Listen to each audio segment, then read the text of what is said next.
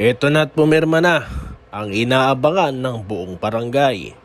Ito ay si Paul Garcia, ang ikatlot-apat na bunot ng Barangay Ginebra sa ikatlong round ng katatapos na PBA draft. Maraming nagulat at nakapansin sa rookie na ito na hindi man lang napag-usapan noong pagkatapos ng draft. Ang lahat ay nakatutok kay RJ Abarientos at sa trade na gumulat sa liga. At sa friendly match between Ginebra at New Taipei Kings kung saan inaabangan ang unang paglalaro ng mga bagong members nito na si Stephen Holt at Isaac Go at ang ikatlong draft pick na si RJ Abarientos.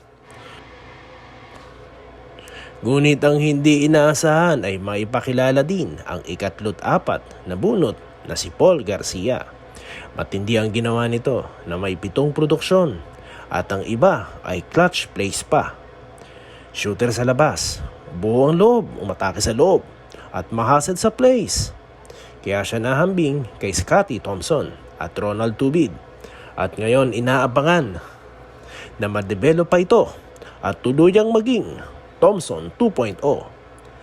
Dahil sa dami na nag-aabang na makapirma na ito, ang dami naglabasang fake news at kung ano-anong kwento sa kung saang YouTube channels. Kung saan nakapirma na daw, di umano ito. Pero ito nga lang Lunes ay naselyuhan na ang pag-aabang ng barangay nang tuluyan na itong pumirma ng 2 taong kontrata.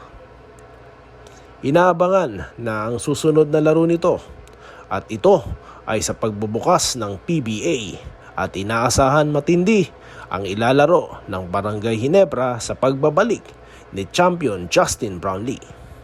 Sa pagdating ni Paul Garcia, tila may kalaban na sa Rookie of the Year award ang kakampi at kasama sa draft class nito na si RJ Abarientos.